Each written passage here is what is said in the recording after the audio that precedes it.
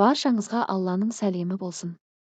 Бүгін назарларыңызға 2 бөлімнен тұратын видеоны ұсынбақпыз. Бірінші бөлім таң намазынан кейін орындалатын 5 сүннет амал, және екінші бөлім күнделікті 11 сүннет амал.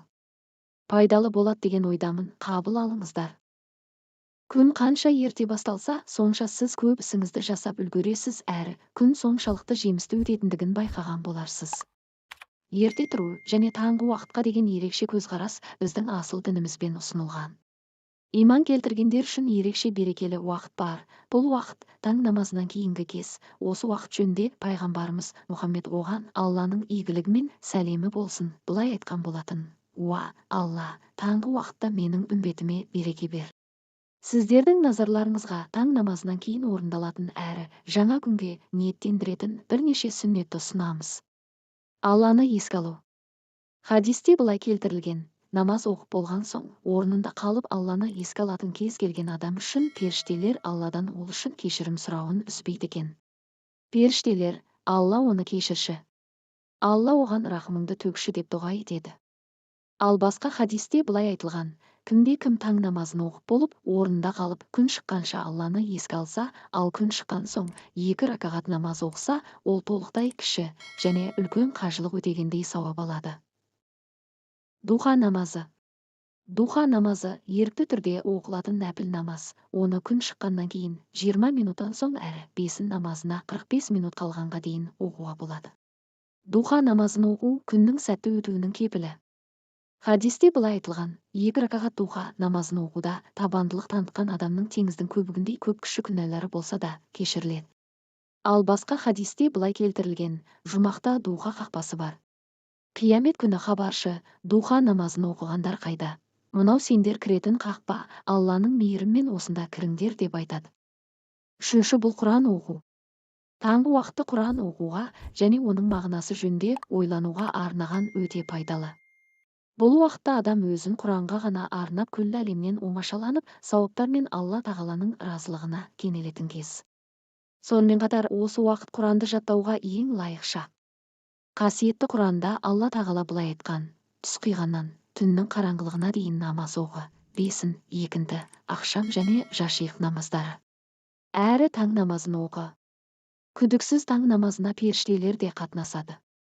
Ал хадисте былай айтылған: егер адам Құран оқуды кешке аяқтаса, періштелер оның кешірілуін таң атқанша сұрайтын болады. Ал егер адам Құран оқуын таңертең бітірсе, періштелер оның кешірілуін кешке дейін сұрайды. Төртінші, бұл дұға ету. Күллі әлем шырт ұйқыда жатқан осы бір қайырлы уақытта Алла тағаладан аса маңызды нәрсені сұраңыз. Өзіңіз әрі жақындарыңыз үшін дұға жасаңыз. Өзіңізге қажет нәрсені Алланың нәсіп етуін тілеңіз. Дұғаны шынайы ниетпен жасаңыз. Бесінші, күн тәртібі.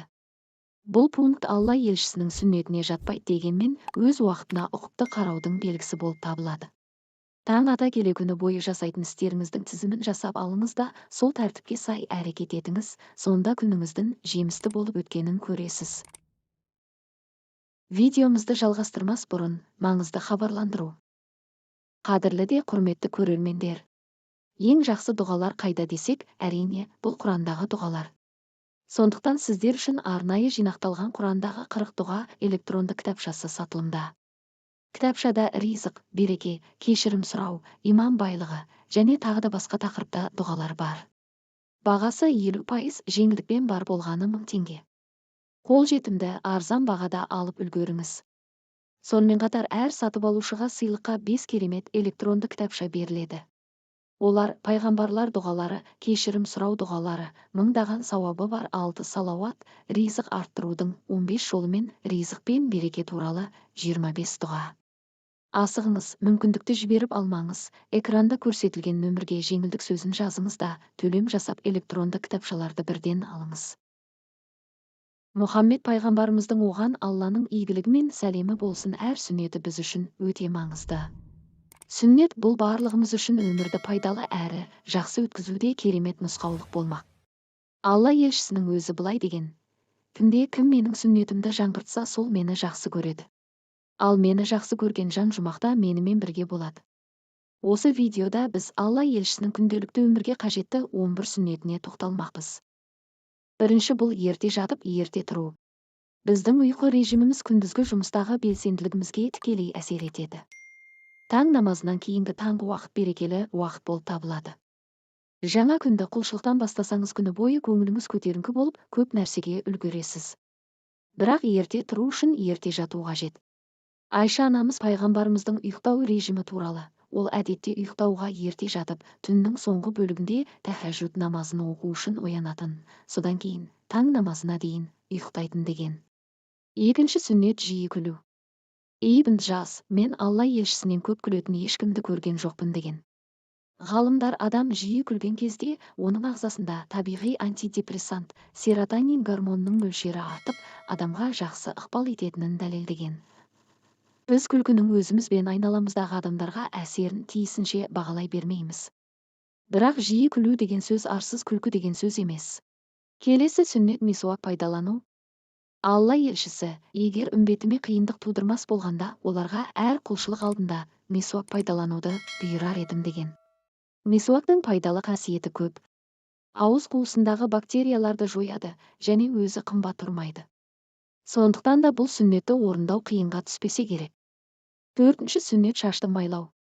Джабир ибн Самур пайғамбарымыздан бастағы ақ шаш туралы сұрайды. Сонда Алла елшісі, басты маймен майласа, олар көрінбейді деген. Шашты үнемі майлап тұрса, шаштың түсуі, ағару азайып, түптері бекіп, жарқырай түседі. Сол арқылы жүйке жүйесі мен ми талшықтарына әсер етеді. Ал біз күні бүгін осы үшін шаштар азға, спа салондарға көп қаражат шығарамыз. Пайғамбарымыздың осы қарапайым ғана сүннеті біздің қаражатымызды едәуір үнемдеуге көмектесер еді. Келесі сүннет тамақтанғанда 1/3 ережесін сақтау. Алла елшісі, адам ағзасындағы ең жаман ыдыс оның асқазаны. Оған жүрек жалғау үшін аздаған ас жеткілікті. Егер асқазанын толтыру қажет болса, 1 бөлігін тамақпен, 1 бөлігін сумен, қалған 1 бөлігін ауамен толтырсын деген. 6-шы сүннет жақсы нәрсе айту немесе үндемеу. Пайғамбарымыз, Алла тағала мен қиямет күніне сенген адам жақсы нәрсе айтсын немесе үндемесін деген. Біз күнделікті тірлікте өзімізге қатысы жоқ нәрсені көп сөз етеміз. Білімімізді арттырмайтын, мінезімізді жақсартпайтын және ешбір пайдасы жоқ дүниелерді сөз етуге сағаттап уақыт кетіреміз. Тіпті пайдасы тұрмақ, ол әңгімелеріміздің өзіміздің күнәмізді көбейтіп жататыны жасырын емес. Бұл өсек аяңға деген әуестіктен орын алатын жағдай. Зая кеткен осынша уақытты зікір айтуға, Құран оқуға жұмсаса қандай ғанибет болар еді. Тағы бір сүннет бұл хиджама жасау, қан жіберу. Пайғамбарымыз, қандай да бір дәрі-дәрмекте шипа болса, ол хиджамада, балда және күйдіруде болар. Бірақ күйдіруді құп көрмес едім деген. Пайғамбарымыз қан жіберуді үнемі қолданатын. Бұл ем түрі көптеген елдерде ғасырлар бойы қолданылған. Хиджаманың пайдасы зор. Зерттеулер оның бас ауруы, буын аурулары, бедеулік ауруларына үлкен көмегі барын көрсетті. Ол күйзелісті, шаршағандықты басады. 8-ші сүннет бұл сырқат жандардың көңілін сұрау. Алла елшісі, аш адамдарды тамақтандырыңдар, сырқаттардың көңілін сұрап барыңдар, және құлдарды босатыңдар деген. Тағы бір маңызды сүннеттердің бірі ас суды отырып ішу. Пайғамбарымыз, адамның сусынды тік тұрған қалпы ішуіне болмайды деген. Айналасындағылар асты да тұрып ішуге болмай ма деп сұрағанда, бұл одан да жаман деген екен. 10-шы сүннет бұл оң жағымен жату. Алла елшісі үнемі оң жағымен жататын болған. Адамның ұйықтағанда оң жағымен жатуы оның күндізгі жұмыс өнімділігіне де, денсаулығына да әсер етеді. Соңғы 11-ші сүннет үйге кірер кезде бісміллә деп айту. Алла елшісі, егер адам үйіне кірерде немесе тамақ ішерде Алланы еске алса, шайтан өзінің көмекшілеріне біз түнеуге және тамақ ішуге орын тападық деп айтады.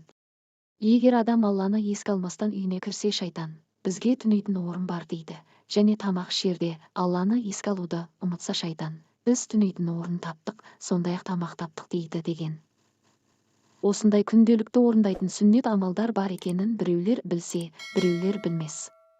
Сөз соңында баршамызға Алла тағала осы сүннет амалдарды жиі орындауға және пайғамбарымыздың лайықты үмбеті болуға нәсіп етсін деп тілек білдіреміз. Назарларыңызға көп рахмет. Келесі кездескенше аман сау болыңыздар.